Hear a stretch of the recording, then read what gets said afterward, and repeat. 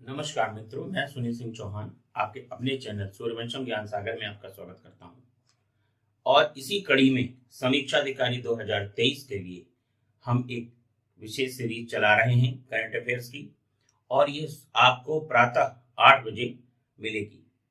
और ये दैनिक सीरीज आपके लिए बहुत ही लाभदायक है। आइए देखते हैं मित्रों। दादा साहेब फाल्के पुरस्कार 2021 ये दिया गया है अभिनेत्री वहीदा रहमान को। देखिए, दादा साहब फाल्के पुरस्कार फिल्म के क्षेत्र में भारत का एक प्रतिष्ठित और बड़ा पुरस्कार है। तो दादा साहब फाल्के पुरस्कार 2021 को दिया गया मित्रों वहीदा रहमान को। ये अभिनेत्री हैं। आर्थिक स्वतंत्रता सूचकांक में भारत का 87वां स्थान है। आर्थिक स्वतंत्रता सूचकांक में भारत का 87वां स्थान, और इसमें जो कुल देश थे वो थे 165, 165 देशों में भारत को 87वां स्थान प्राप्त हुआ है। देखिए मित्रों, खेलो इंडिया यूनिवर्सिटी गेम्स 2022 का आयोजन 25 मई से शुरू होकर के और 3 जून 2023 तक उत्तर प्रदेश में संपन्न हुआ। अब मित्रों, इनका शुभंकर क्या था? इनका शुभंकर था जीतू बारासिंघा। जीतू बारासिंघा। तो खेलो इंडिया यूनिवर्सिटी गेम्स 2022 का मस्कट या शुभंकर क्या था? जीतू बारासिंघा। भारतीय प्रतिस्पर्धा आयोग की पहली महिला अध्यक्ष रवनीत कौर। रवनीत कौर, ये ध्यान दीजिए। भारतीय प्रतिस्पर्धा आयोग की पहली महिला अध्यक्ष रवनीत कौर। अब जरा ध्यान दें मित्रों, एनसीईआरटी को 1 सितंबर 2023 को डीम्ड विश्वविद्यालय का दर्जा दिया गया। डीम्ड विश्वविद्यालय का दर्जा दिया गया।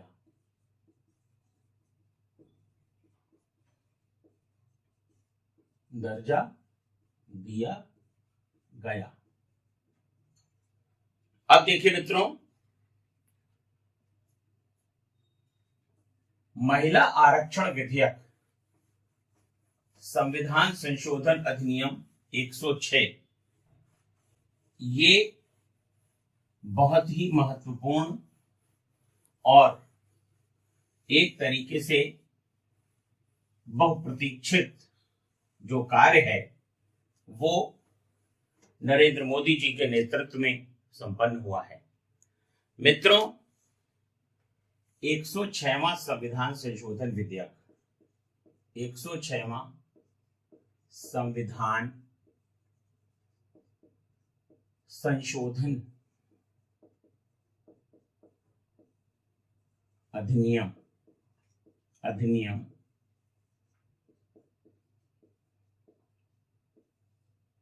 पारित किया गया। और मित्रों, आप जानते हैं इसकी सबसे बड़ी विशेषता क्या है? ये नई पार्लियामेंट जो मोदी जी का सपना था, उसमें पारित होने वाला ये पहला विधेयक है जिसे नारी शक्ति वंदन विधेयक नाम दिया गया था। क्या नाम दिया गया था मित्रों? नारी शक्ति वंदन विधेयक नाम दिया गया था, जिसमें इस विधेयक में लोकसभा,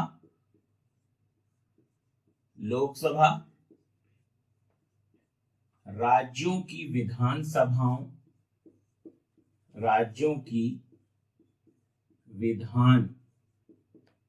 सभाओं,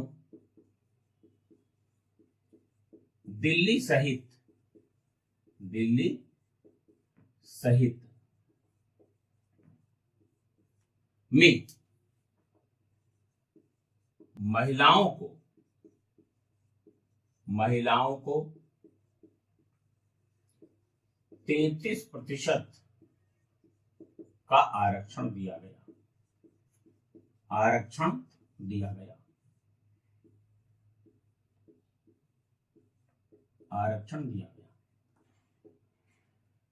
देखिए मित्रों, लोकसभा और राज्यों की विधानसभाओं दिल्ली सहित, इसका तात्पर्य यह है कि देश के 28 राज्यों में विधानसभाओं का गठन है और उसके बाद 2 ऐसे केंद्र शासित प्रदेश हैं, दिल्ली और पौंडीचेरी, जिसमें विधानसभा का गठन है। तो महिला आरक्षण जो लागू होगा वो दिल्ली विधानसभा में लागू होगा, पौंडीचेरी विधानसभा में लागू नहीं होगा। अर्थात 28 राज्यों की विधानसभाओं प्लस केंद्र शासित प्रदेश, राष्ट्रीय राजधानी दिल्ली की जो विधानसभा है वहां पर। अब यहां पर मित्रों, ये जो 33% आरक्षण है उससे संबंधित कुछ विशेष तथ्य हैं, जरा उन्हें देखिएगा। संविधान के अनुच्छेद 330 में लोकसभा में SC ST अर्थात अनुसूचित जाति और अनुसूचित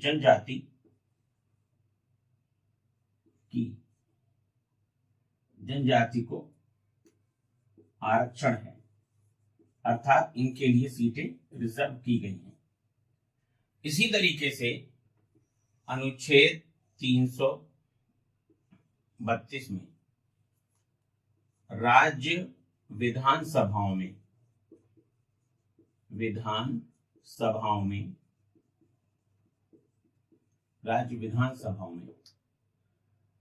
SC ST को आरक्षण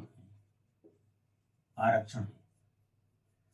अब जो 33% आरक्षण दिया गया है उसमें जो आरक्षित सीटें लोकसभा में SC ST को हैं उन्हीं में 33% दिया जाएगा। जो सीटें राज्य विधानसभाओं में SC ST के लिए आरक्षित हैं उन्हीं में 33% सीटें महिलाओं के लिए आरक्षण होगा। यहां पर यह ध्यान देना है कि टोटल रिजर्वेशन जो है SC ST का लोकसभा और राज्य विधानसभाओं में, तो आरक्षण के अंदर ही उन्हें 33% का आरक्षण दिया जाएगा। अब बाकी सीटें सामान्य वर्ग के लिए हैं। सामान्य वर्ग का मतलब यहां पर सभी के लिए है, चाहे किसी भी जाति का हो, बैकवर्ड के लिए भी हो या अन्य के लिए भी हो। यहां पर विपक्षी दलों, मुख्य रूप से कांग्रेस ने, अखिलेश यादव ने और अन्य लोगों ने कहा कि ओबीसी के लिए अलग से आरक्षण का प्रावधान नहीं है। कुछ संशोधन दिए, लेकिन सरकार ने उन संशोधनों को नहीं माना और अंततः सितंबर 2023 में 106वां संविधान संशोधन नई संसद में ध्वनि मत से पारित हुआ, पहले लोकसभा में और फिर राज्यसभा में। उसके बाद महामहिम राष्ट्रपति श्रीमती द्रौपदी मुर्मू ने अपनी स्वीकृति देकर 106वें संविधान संशोधन अधिनियम को स्वीकृति दी। देखिए मित्रों, 27 वर्षों की तपस्या के बाद यह महिला आरक्षण विधेयक आया है। 1996 में प्रधानमंत्री श्री HD देवगौड़ा के समय महिला आरक्षण बिल लोकसभा में पेश किया गया। उसके बाद माननीय श्री स्वर्गीय अटल बिहारी वाजपेयी जी के कार्यकाल में पेश किया गया, लेकिन ये पास न हो सका। तत्पश्चात 2010 में डॉक्टर मनमोहन सिंह जब प्रधानमंत्री थे तो ये बिल राज्यसभा में पेश किया गया, वहां पर पास भी हो गया, लेकिन लोकसभा में पारित नहीं हुआ। लेकिन ये गौरव जो प्राप्त हुआ वो प्रधानमंत्री श्री नरेंद्र मोदी के नेतृत्व में 106वां संविधान संशोधन विधेयक पारित हो गया। और ये नए, आपका जब चुनाव होगा, आपका जब जनसंख्या आएगी, नए परिसीमन होंगे उसके बाद से लागू होगा, अर्थात इसके लागू होने की जो उम्मीद है वो 2029 के आम चुनाव से होने की, आम चुनाव मतलब जनरल इलेक्शन या लोकसभा का चुनाव, उससे लागू होने की बात कही जा रही है। यहां पर हमें यह ध्यान देना है कि नारी शक्ति वंदन ये नाम देकर सरकार ने नारी के सम्मान को तो बढ़ाया ही है, बल्कि उनकी ताकत का भी एहसास कराया है। भारत की जनता में 52% पुरुष वर्ग है, 48% महिलाएं। जनगणना 2011 के हिसाब से, अभी नई जनगणना हुई नहीं है, होनी है मित्रों, तो उसी के आधार पर मैं आपको बता रहा हूं। अब अगर ये आपसे प्रश्न आता है मित्रों कि 106वां संविधान संशोधन विधेयक मूलतः कौन सा संविधान संशोधन था, तो ये 128वां संविधान संशोधन विधेयक था। मूलतः 128वां संविधान संशोधन विधेयक, संविधान संशोधन विधेयक, जो कि अंततोगत्वा 106वें संविधान संशोधन के रूप में पारित हुआ। तो 106वां संविधान संशोधन विधेयक महिला आरक्षण से संबंधित है, लेकिन अगर ये पूछा जाए कि मूलतः कौन सा है, तो 128वां संविधान संशोधन। देखिए, रॉ के प्रमुख जो बनाए गए हैं वो हैं रवि सिन्हा।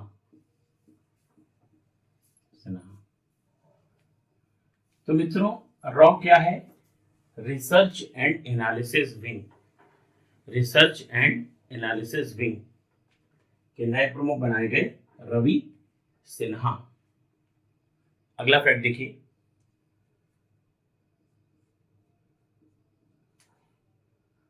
अंतरराष्ट्रीय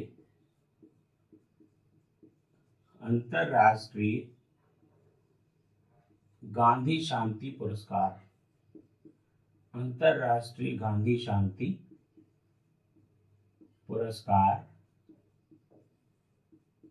अंतरराष्ट्रीय गांधी शांति पुरस्कार 2021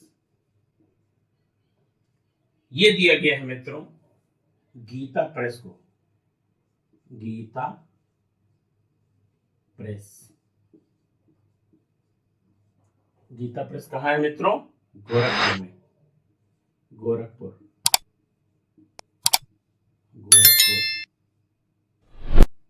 उत्तर प्रदेश में।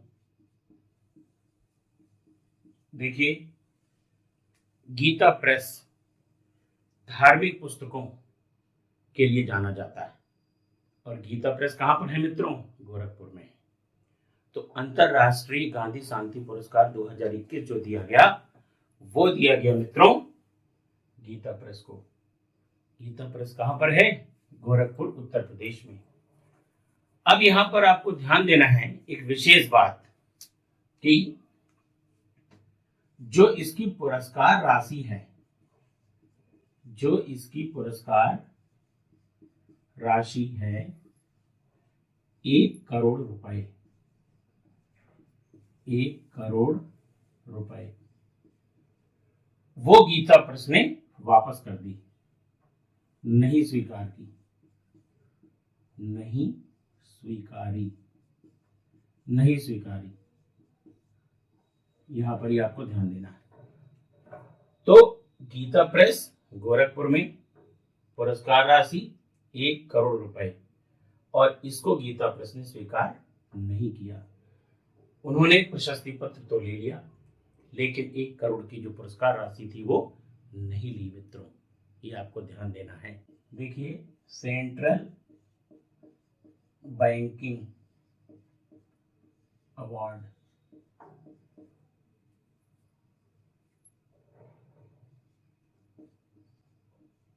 सेंट्रल बैंकिंग अवार्ड 2023, इसमें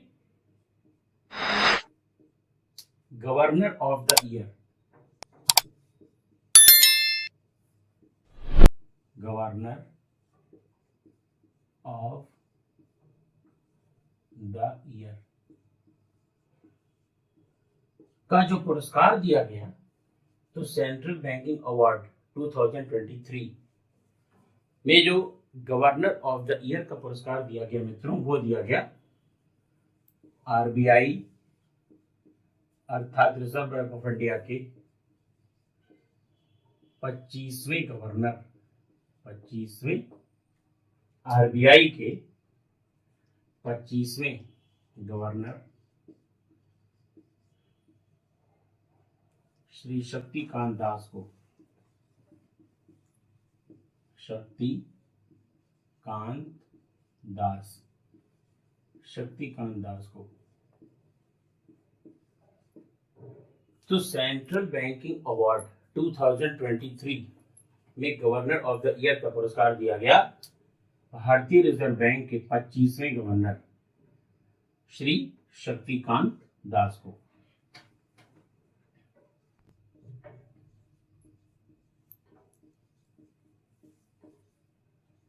astronomical society of India, astronomical society of India, astronomical society of India अर्थात ESI। ध्यान दीजिएगा, ये आर्कियोलॉजिकल सर्वे ऑफ इंडिया नहीं है, ये एस्ट्रोनॉमिकल सोसाइटी ऑफ इंडिया है। और इसका पहला गोविंद स्वरूप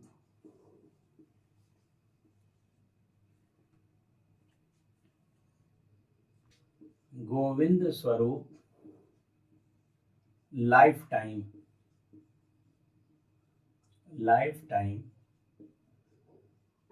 गोविंद स्वरूप लाइफ टाइम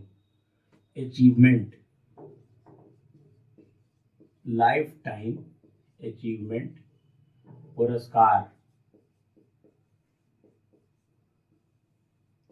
जो दिया गया है, वो दिया गया है नार्लिकर महोदय को, प्रोफेसर जयंत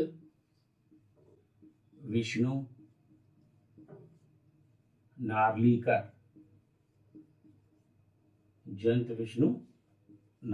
को। तो देखिए,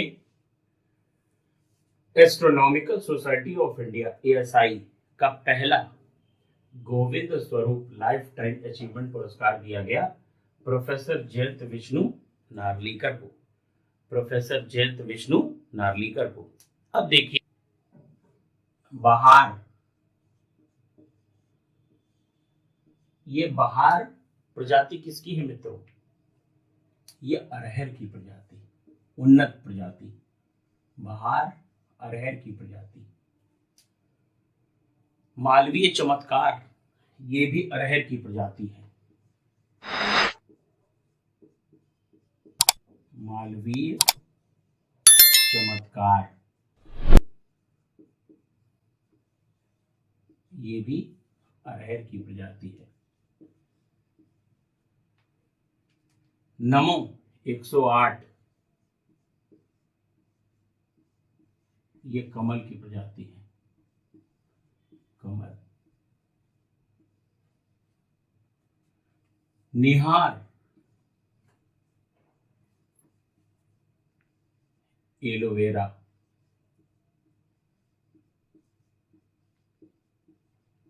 निहार एलोवेरा की प्रजाति है। देखिए मित्रों, राष्ट्रपति महामहिम श्रीमती द्रौपदी मुर्मू जी को सूरीनाम का सर्वोच्च सम्मान दिया गया।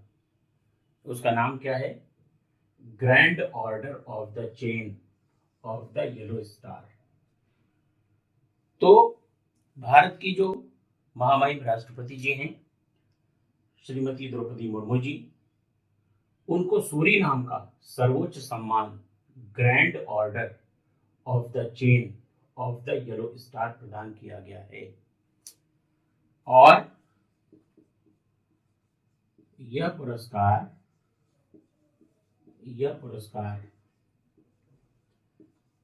सूरीनाम के राष्ट्रपति द्वारा दिया गया।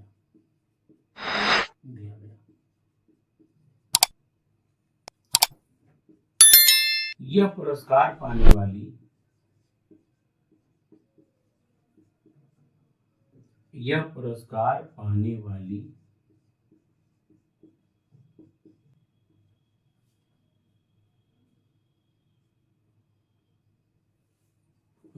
पहली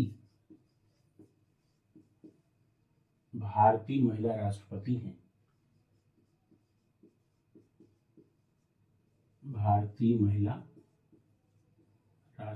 हैं।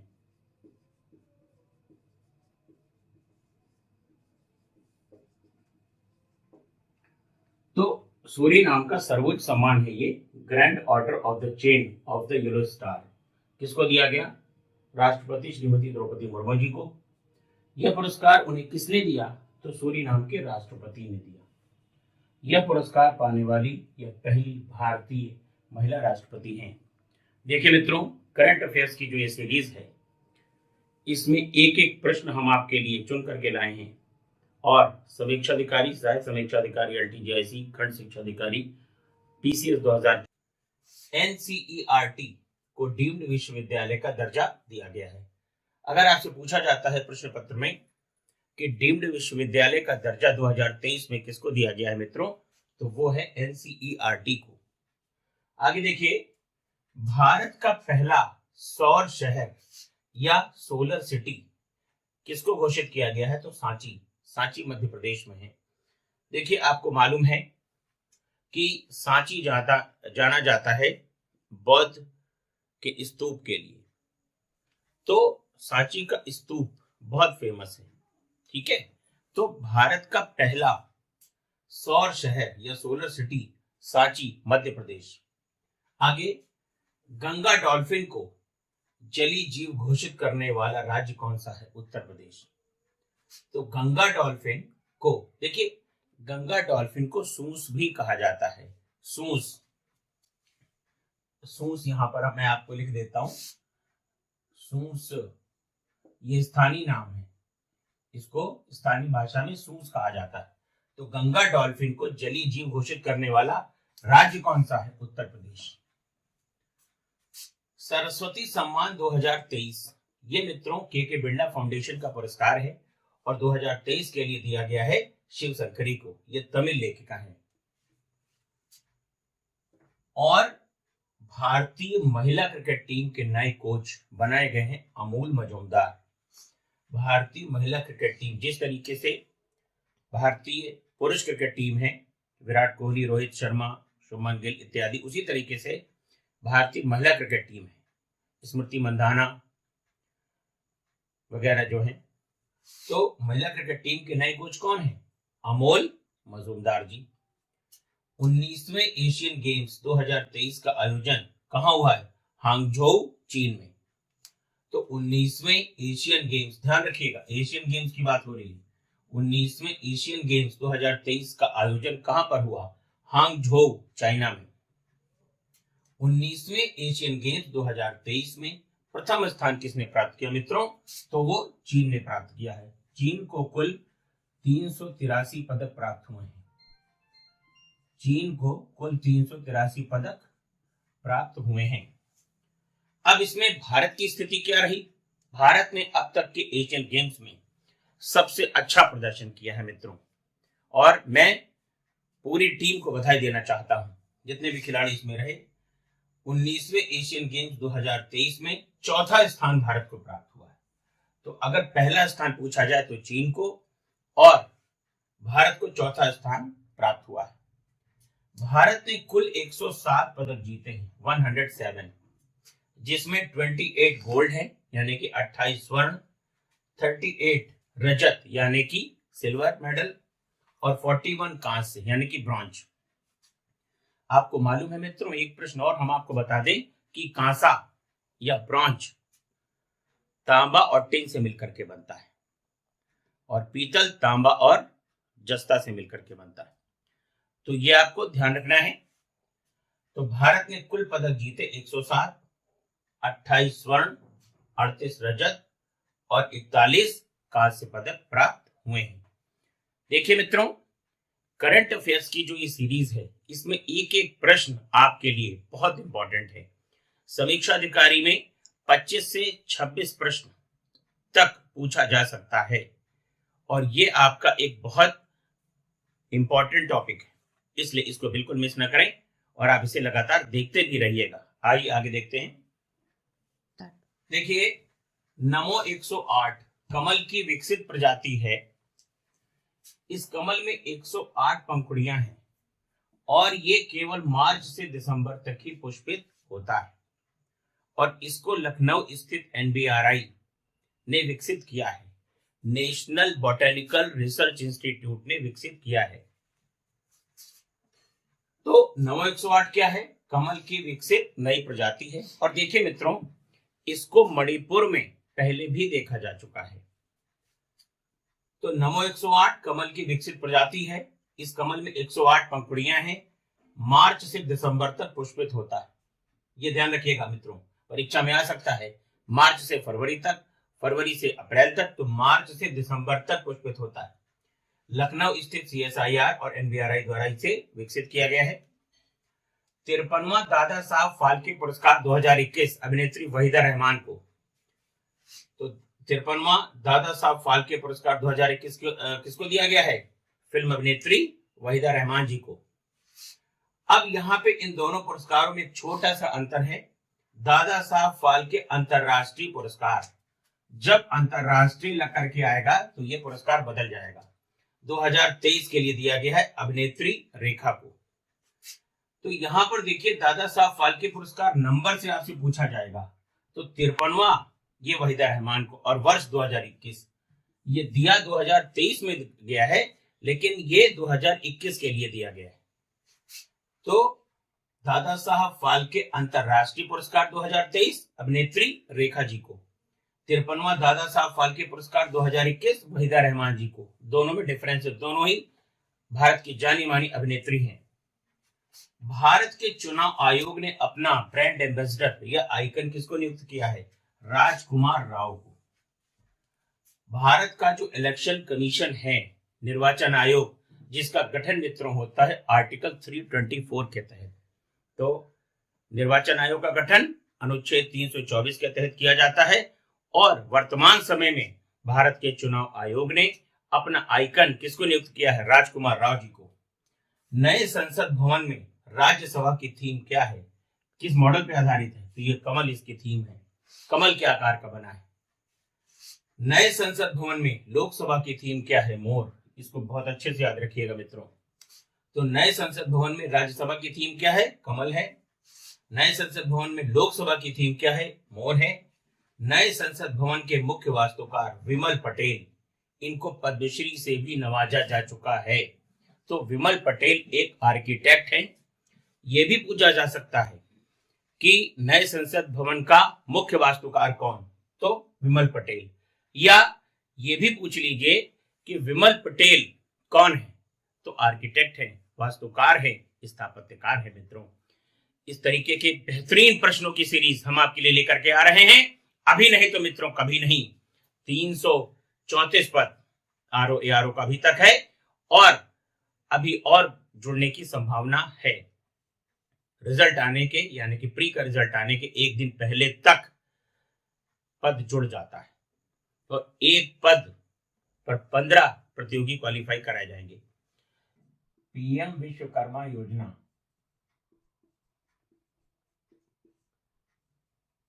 PM विश्वकर्मा योजना का प्रारंभ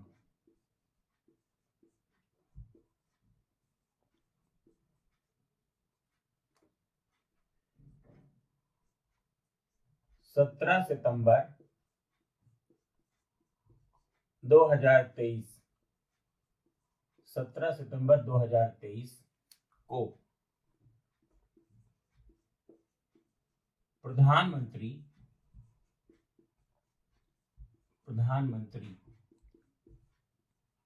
के 73वें जन्मदिन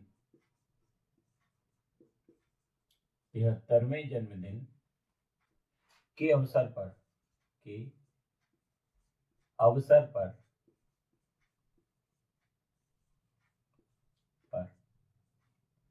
प्रारंभ की गई।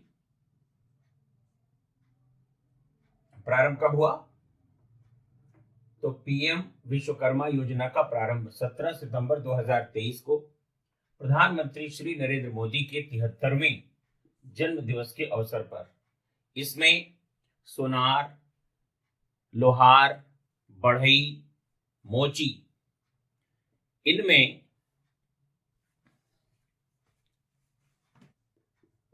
प्रधानमंत्री उज्ज्वला योजना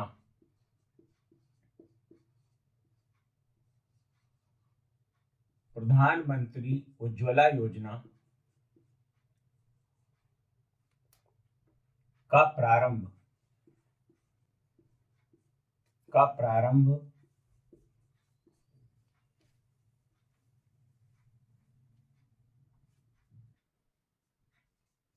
1 मई 2016 को उत्तर प्रदेश के बलिया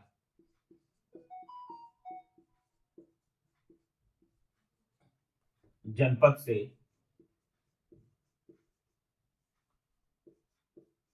की गई।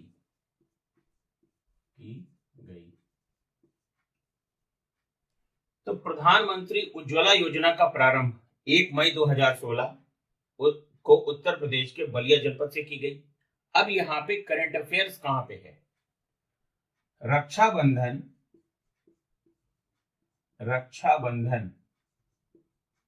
व ओणम। रक्षाबंधन व ओणम त्योहारों के अवसर पर प्रधानमंत्री उज्ज्वला योजना के तहत 200 रुपए अतिरिक्त सब्सिडी दी गई। तो 200 रुपए तो उन्हें मिल ही रहे थे, प्लस 200 रुपए और, तो इनकी सब्सिडी हो गई मित्रों 400 रुपए। अगर यह प्रश्न आता है कि प्रधानमंत्री उज्ज्वला योजना के तहत कितने रुपए प्रति सिलेंडर, 400 रुपए प्रति सिलेंडर की बात है यहां पर, तो ये सब्सिडी जो दी जा रही है उज्ज्वला योजना के लिए, जिसके पास उज्ज्वला योजना का कनेक्शन है उसको 400 रुपए प्रति माह, प्रति सिलेंडर, प्रति माह क्या कह लीजिए, प्रति सिलेंडर सब्सिडी दी जा रही है। तो एक बार फिर से देखिए, प्रधानमंत्री विश्वकर्मा योजना का प्रारंभ 17 सितंबर 2023 को प्रधानमंत्री के 73वें जन्मदिन के अवसर पर। इनमें सुनार, लोहार, बढ़ई, मोची जो परंपरागत कारीगर हैं उनके लिए यह योजना है, प्रधानमंत्री विश्वकर्मा योजना।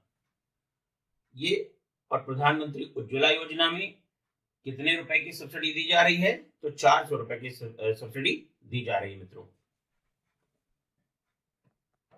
वैश्विक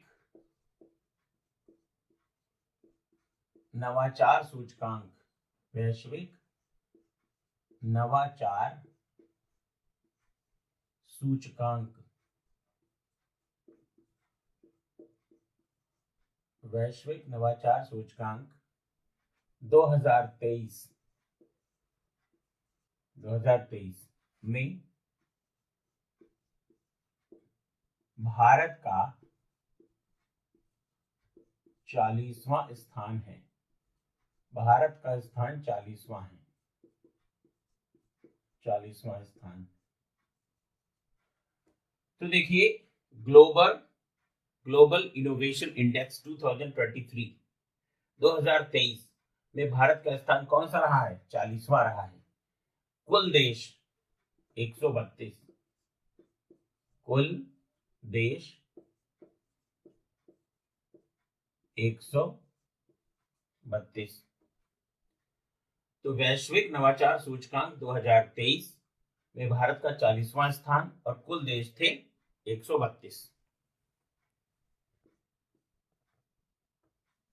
राजपथ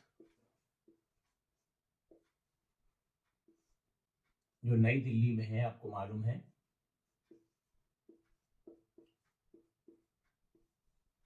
राजपथ का नाम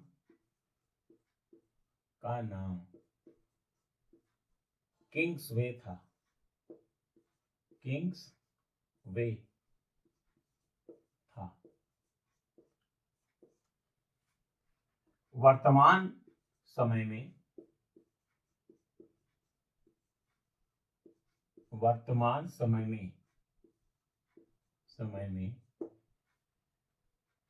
इसे कर्तव्य पथ नाम दिया गया है, कर्तव्य पथ नाम दिया गया है।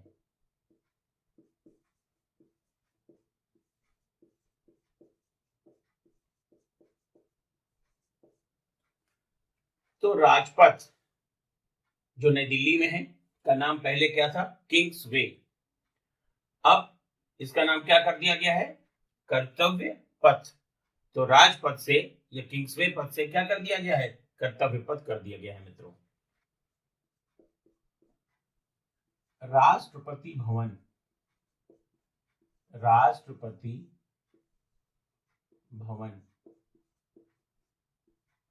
स्थित मुगल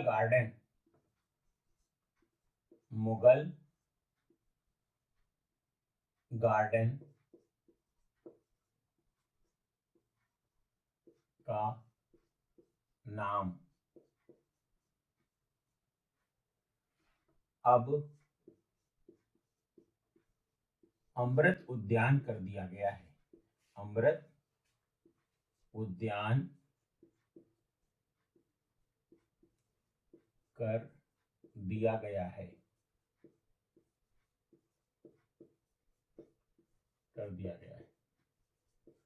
तो यहां पे आपको ध्यान देना है कि मुगल गार्डन के नाम के स्थान पर इसका नाम कर दिया गया है उद्यान। कौन सा उद्यान? अमृत उद्यान। आगे ध्यान दीजिए,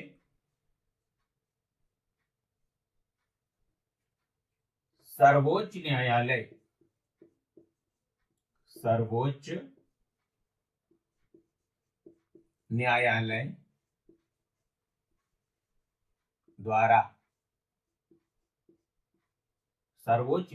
द्वारा निर्णय दिया गया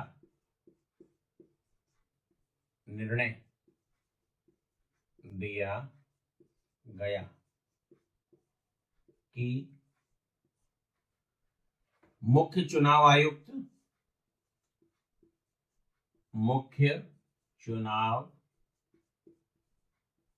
आयुक्त व आयुक्तों, जो अन्य 2 आयुक्त होते हैं उनकी बात हो रही है, 2 आयुक्तों की नियुक्ति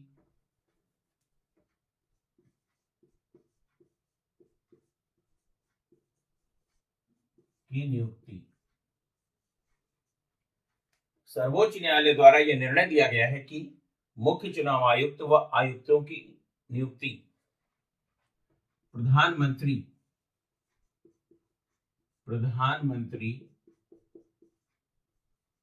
की अध्यक्षता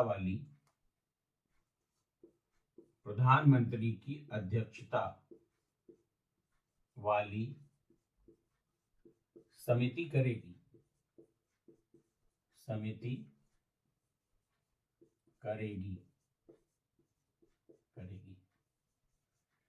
अब जिसके 2 अन्य सदस्य होंगे, इसमें भारत के मुख्य न्यायाधीश, भारत के मुख्य न्यायाधीश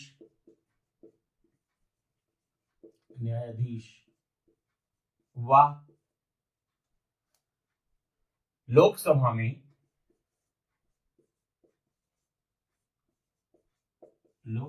में विपक्ष के नेता, लोकसभा में विपक्ष के नेता शामिल होंगे।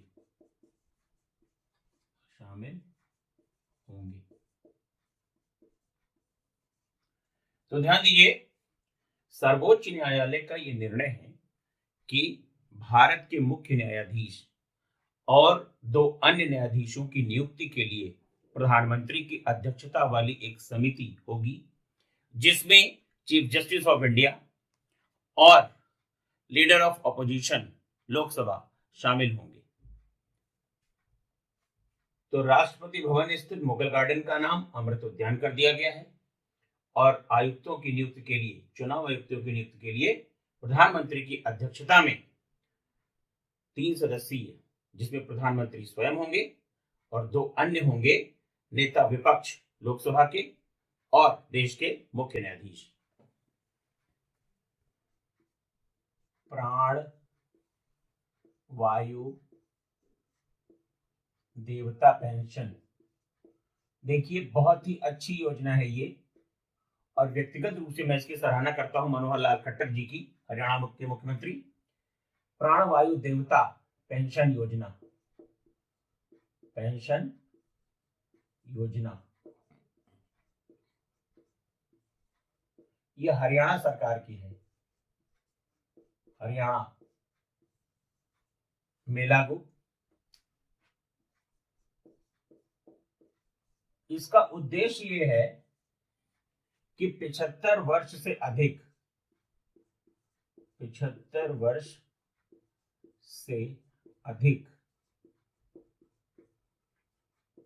आयु, 75 वर्ष से अधिक आयु के पेड़ों के रख रखाव के लिए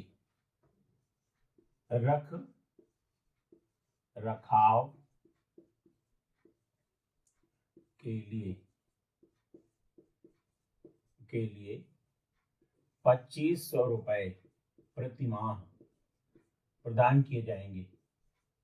2500 रुपए प्रति माह प्रदान किए जाएंगे।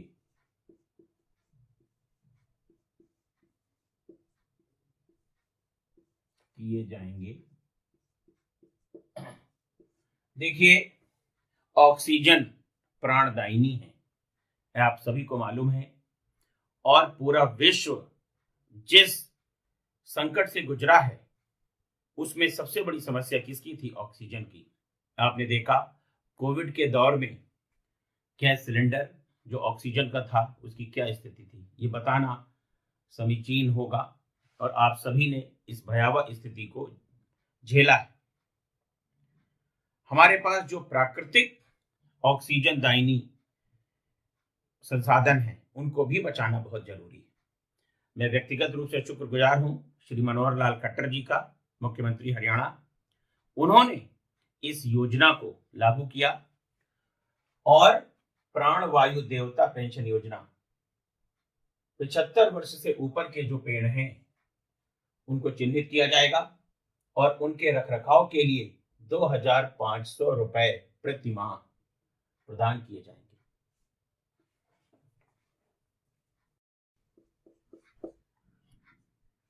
विश्व की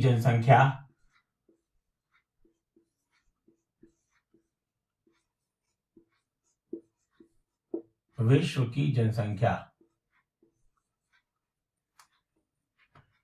8 अरब हो गई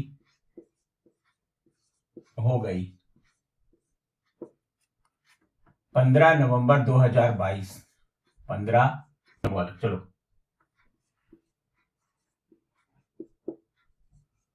हिमाचल प्रदेश में कांग्रेस की सरकार बनते ही कांग्रेस की सरकार बनते ही नई पेंशन को समाप्त करके पुरानी पेंशन योजना को लागू किया गया, को लागू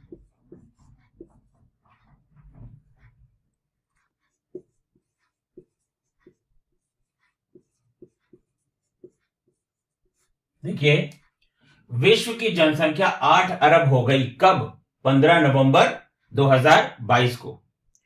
देखिए, नए आंकड़े के अनुसार भारत में तो जनगणना हुई नहीं, लेकिन जो वैश्विक स्तर पर आंकड़े आए हैं तो विश्व की जनसंख्या 8 अरब हो गई और भारत विश्व का पहला देश बन गया है जनसंख्या के मामले में। दूसरा फैक्ट यह है कि कौन सा राज्य था जिसने 2023 में कांग्रेस की सरकार बनते ही पुरानी पेंशन को लागू कर दिया है राज्य कर्मचारियों के लिए? तो वो है आपका हिमाचल प्रदेश। आगे ध्यान दीजिए, भारत मंडपम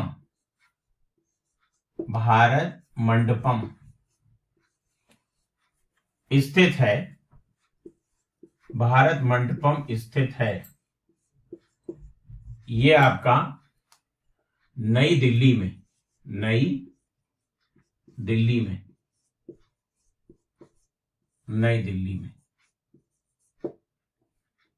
तो भारत मंडपम कहां स्थित है? नई दिल्ली में स्थित है। चंद्रयान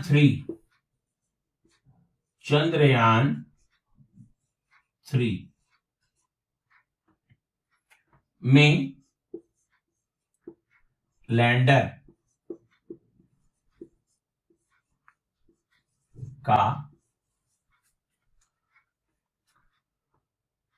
नाम विक्रम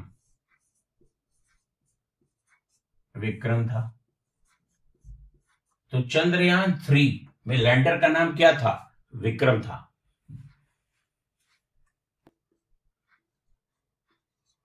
95वें ऑस्कर पुरस्कारों में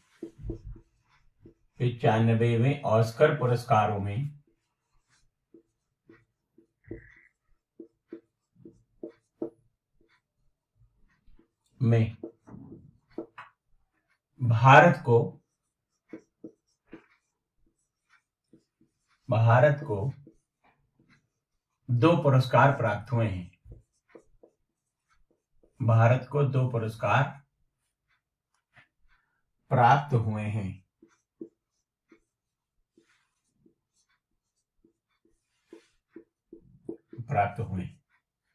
तो 95वें ऑस्कर पुरस्कारों में भारत को कितने पुरस्कार प्राप्त हुए? तो 2 पुरस्कार प्राप्त हुए।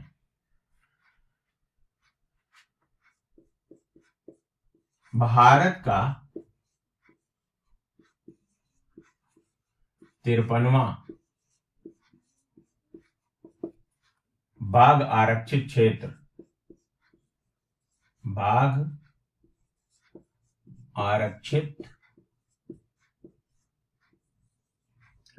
क्षेत्र। तो भारत का 53वां बाघ आरक्षित क्षेत्र कौन सा मित्रों? तो यह है आपका रानीपुर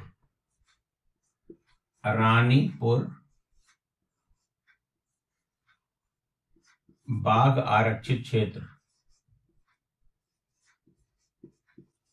रानीपुर बाघ आरक्षित क्षेत्र, उत्तर प्रदेश। इसलिए यह बहुत इंपॉर्टेंट हो जाता है। तो भारत का 54वां बाघ आरक्षित क्षेत्र रानीपुर बाघ आरक्षित क्षेत्र, उत्तर प्रदेश। देखिए, प्रोजेक्ट टाइगर की जो शुरुआत की गई थी, कई बार ये परीक्षा में पूछा गया है, प्रोजेक्ट टाइगर 1 अप्रैल 1973, 1973। तो देखिए, प्रोजेक्ट टाइगर की शुरुआत की गई 1 अप्रैल 1973 को, 1973 को। वर्तमान समय में बाघ आरक्षित क्षेत्रों की संख्या कितनी है? तो 54 है।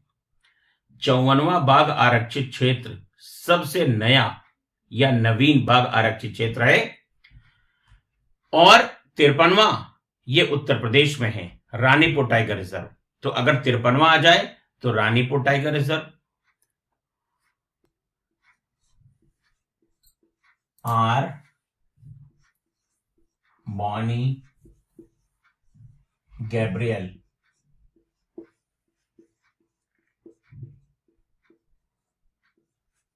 देखिए आर बानी गैब्रियल ये मिस यूनिवर्स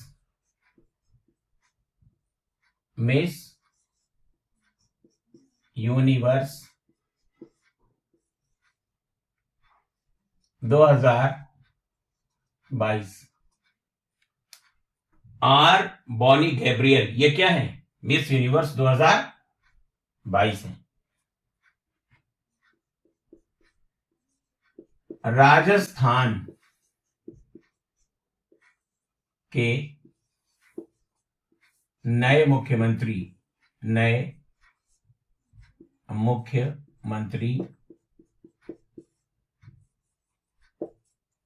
श्री भजनलाल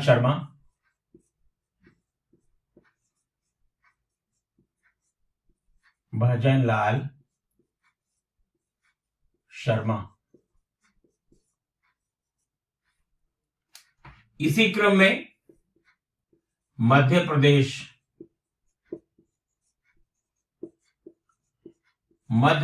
के नए मुख्यमंत्री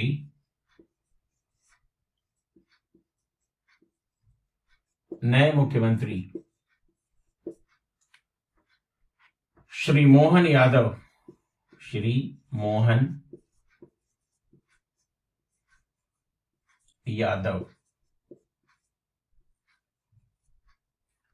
तो R Bonney Gabriel Miss Universe 2022, Rajasthan के नए मुख्यमंत्री श्री भजनलाल शर्मा, मध्य प्रदेश के नए मुख्यमंत्री श्री मोहन यादव।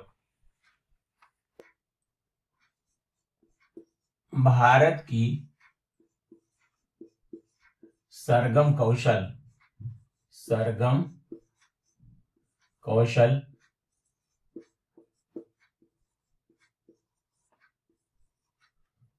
भारत की सरगम कौशल को मिसेस वर्ल्ड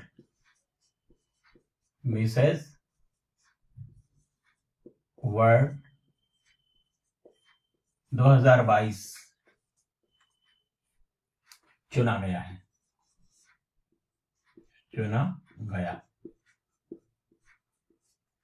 तो भारत की सरगम कौशल ये क्या है? Mrs world 2023।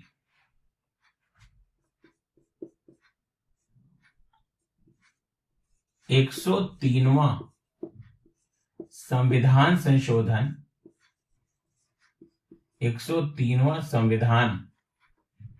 संशोधन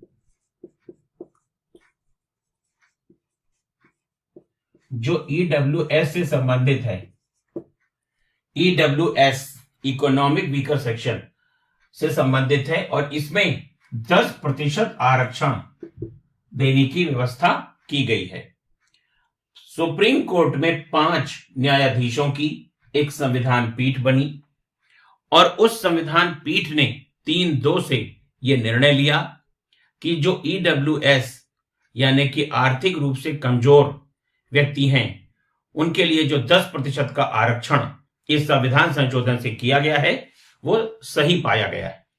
तो 103वां संविधान संशोधन ईडब्ल्यूएस से संबंधित है।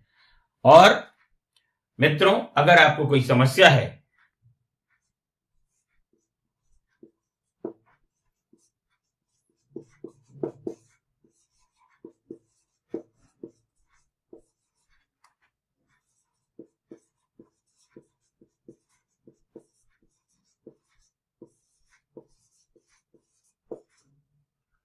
सत्रहवें प्रवासी भारती दिवस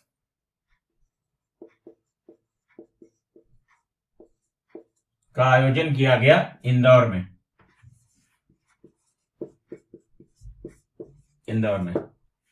तो 17वें प्रवासी भारतीय दिवस का आयोजन 2023 में इंदौर में किया गया। बस मित्रों, आज के लिए इतना ही।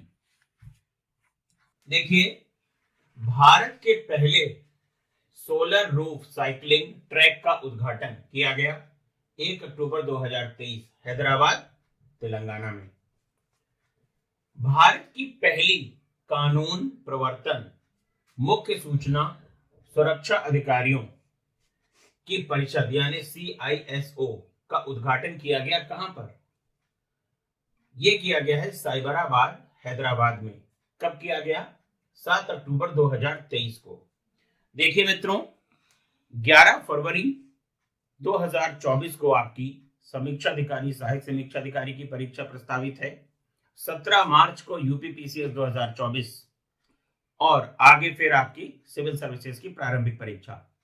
ये करंट अफेयर्स इन्हीं 3 परीक्षाओं के लिए मैंने विशेष रूप से आपके लिए बनाया है। इसको बहुत अच्छे से आप अपनी कॉपी में नोट भी कर सकते हैं और स्क्रीनशॉट लेकर के भी आप इसको याद कर सकते हैं। भारत के बाहर डॉक्टर भीमराव अंबेडकर की सबसे बड़ी प्रतिमा का अनावरण किया गया। कहां पर? Maryland, USA. मेरीलैंड कहां पर है? यूएसए में है। और कब किया गया? 14 अक्टूबर 2023 को। देखिए, डेट्स बहुत ही इंपॉर्टेंट हैं। तो भारत के पहले सोलर रूफ साइकिलिंग ट्रैक का उद्घाटन किया गया 1 अक्टूबर 2023 हैदराबाद, तेलंगाना में। भारत की पहली कानून प्रवर्तन मुख्य सूचना सुरक्षा अधिकारियों की परिषद का उद्घाटन किया गया 7 अक्टूबर 2023 को। कहां पर? साइबराबाद। साइबराबाद कहां पर है? हैदराबाद। तो ये दोनों चीजें हैदराबाद में, याद रखिएगा। अब बात आती है कि बाबा साहब भीमराव अंबेडकर की सबसे बड़ी प्रतिमा का अनावरण किया गया कहां पर? भारत के बाहर की बात हो रही है मित्रों, तो मेरीलैंड, यूएसए। कब? 14 अक्टूबर 2023 को। देखिए, रेमन मैग्सेसे पुरस्कार 2023 ये 4 व्यक्तियों को दिया गया है इस बार।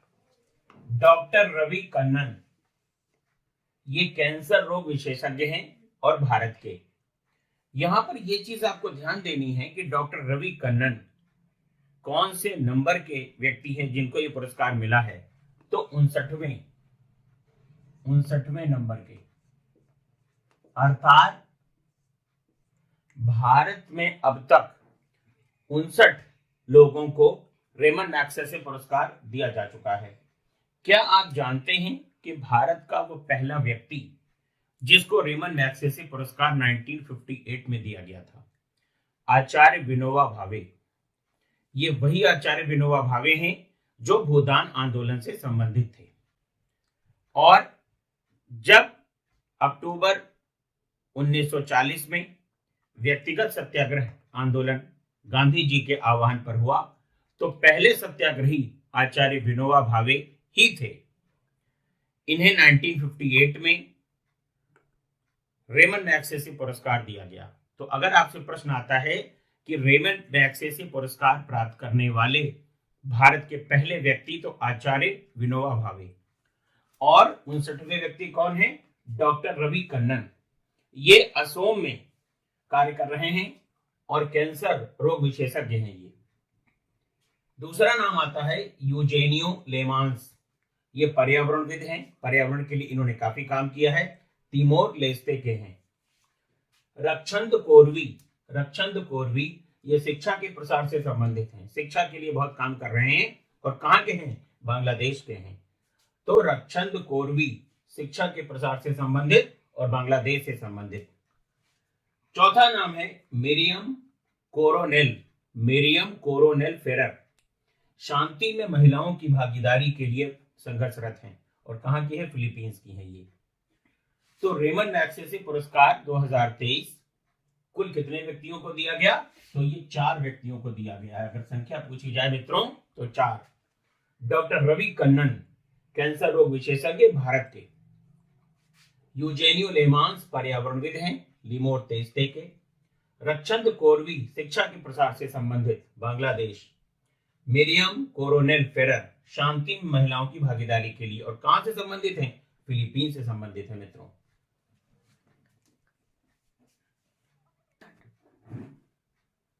आईसीसी ने पुरुष क्रिकेट विश्व कप 2023 के लिए ग्लोबल एम्बेसडर नियुक्त किया सचिन तेंदुलकर को। बहुत ध्यान से देखिएगा मित्रों, आईसीसी ने पुरुष क्रिकेट विश्व कप 2023 के लिए ग्लोबल एम्बेसडर नियुक्त किया किसको? सचिन तेंदुलकर को। तो आपको यहाँ पे ध्यान देना है कि क्रिकेट विश्व कप 2023 का आयोजन कहां पे हुआ? तो वो भारत में हुआ। विजेता कौन है? ऑस्ट्रेलिया है, आपको मालूम है। और क्रिकेट वर्ल्ड कप 2023 में जो मैन ऑफ द टूर्नामेंट या मैन ऑफ द सीरीज है वो मिली है विराट कोहली को। और यहां पर आईसीसी ने क्या किया कि CWC 2023 के लिए जो ग्लोबल एम्बेसडर नियुक्त किया वो सचिन तेंदुलकर को किया। नेक्स्ट, केंद्रीय मंत्रिमंडल ने तेलंगाना में जिस विश्वविद्यालय की स्थापना को मंजूरी प्रदान की, कब? 4 अक्टूबर 2023 को। उसका नाम है समक्का सरक्का जनजातीय विश्वविद्यालय। ये यहां पे इंपॉर्टेंट है, समक्का सरक्का जनजातीय विश्वविद्यालय। तो केंद्रीय मंत्रिमंडल ने तेलंगाना में जिस विश्वविद्यालय की स्थापना को मंजूरी प्रदान की वो क्या था? 4 अक्टूबर 2023 को समक्का सरक्का जनजातीय विश्वविद्यालय। अगला फैक्ट है, भारत में पहली बार national current good manufacturing practice अर्थात CGMP दिवस मनाया गया, कब? 10 अक्टूबर 2023 को। 10 अक्टूबर 2023 को। एक बार फिर से ध्यान दें, भारत में पहली बार national current good manufacturing practice CGMP दिवस मनाया गया, कब? 10 अक्टूबर 2023 को। 27 सितंबर 2023 को, डेट याद रखिएगा, बहुत इंपॉर्टेंट है। 27 सितंबर 2023 को सैन्य उपग्रह, क्या नेचर है इसका? ये सैन्य उपग्रह है, सेना में काम आएगा। नूर 3 लॉन्च किया गया, किस देश के द्वारा? ईरान में किया गया, तो ईरान का है ये। तो नूर 3 किसका सैन्य सैटेलाइट है? तो ईरान का है। एक बार फिर से ध्यान दीजिए, आईसीसी ने पुरुष क्रिकेट विश्व कप 2023 के लिए ग्लोबल एम्बेसडर नियुक्त किया सचिन तेंदुलकर को। केंद्रीय मंत्रिमंडल ने तेलंगाना में जिस विश्वविद्यालय की स्थापना को मंजूरी प्रदान की 4 अक्टूबर 2023 को, उस विश्वविद्यालय का नाम क्या है? समक्का सरक्का जनजातीय विश्वविद्यालय।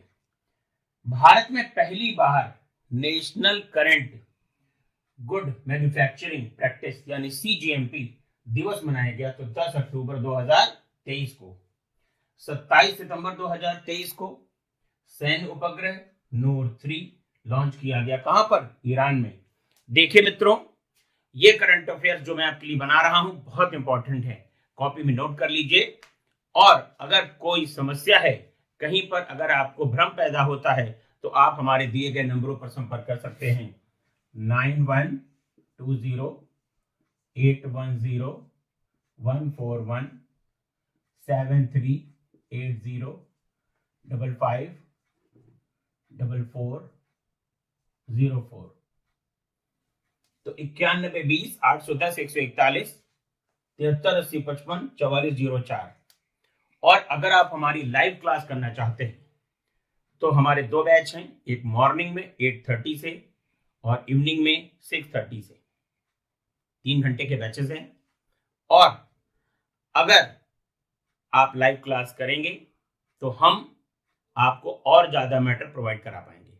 ठीक है, बस मित्रों आज के लिए इतना ही।